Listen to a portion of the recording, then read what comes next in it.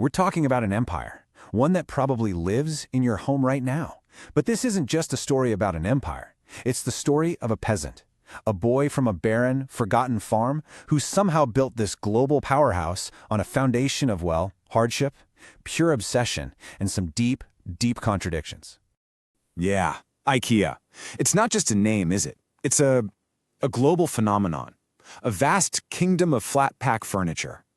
It's a name that's become so common, so everyday, that it's actually easy to forget the absolutely epic story of how it came to be. And right at the heart of this colossal empire, you find this strange paradox. It's a belief so ingrained in the company that it's practically a religion. This one sentence from its founder, Ingvar Kamprad, is really the key to everything. See, even as the company ballooned into a giant, its soul always remained that of a deeply frugal peasant.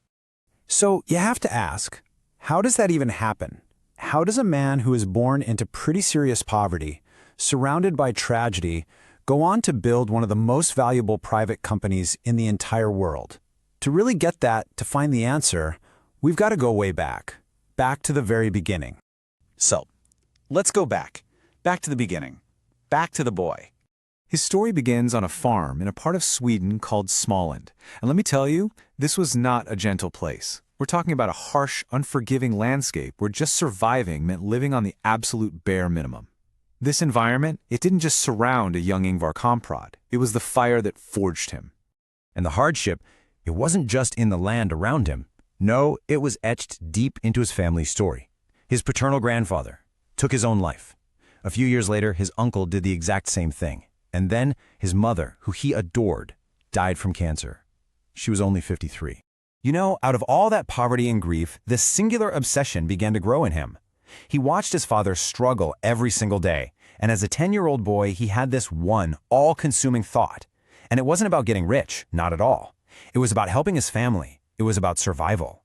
And that mission, it would end up defining his entire life.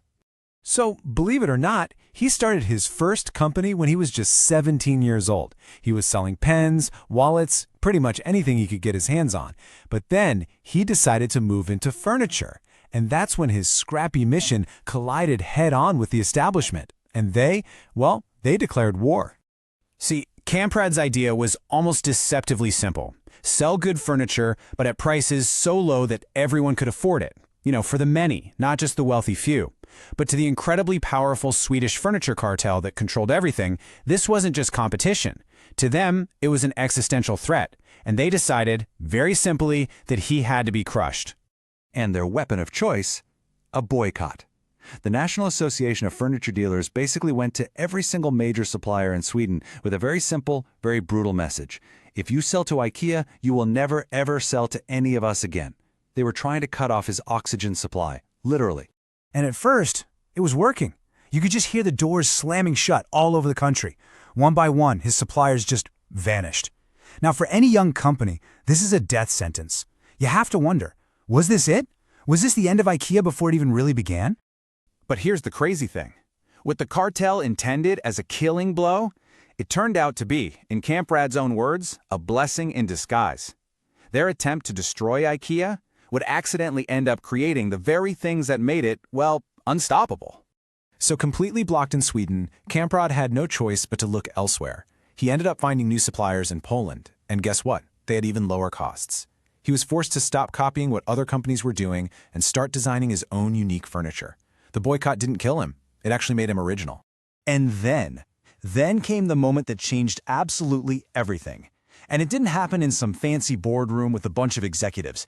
It started with a really simple, really frustrating problem. An IKEA employee named Gillis Lundgren was trying to cram this leaf-shaped table into the back of his small car, and it just would not fit. And right there, in that moment of pure frustration, he asks a question. It's a simple question, almost childlike, really, and it's born from nothing more than pure necessity. And that was it, the birth of a revolution. Just take off the legs, put the whole thing in a flat box, let the customer put it together at home. I mean, think about it. It saved a fortune on shipping, it saved a fortune on storage, and all those savings, they drove the prices even lower. The flat pack was born, and in that one moment, IKEA truly became IKEA. So from that point on, the company's future was pretty much secure. But the man who built it, well, that's a far more complicated story. We have this empire of contradictions, and it was built by a man who was himself a walking contradiction. I mean, despite his absolutely monumental success, Kamprad was, by all accounts, a haunted man. His own associates described him as someone tormented by feelings of inadequacy, riddled with insecurity and self-doubt.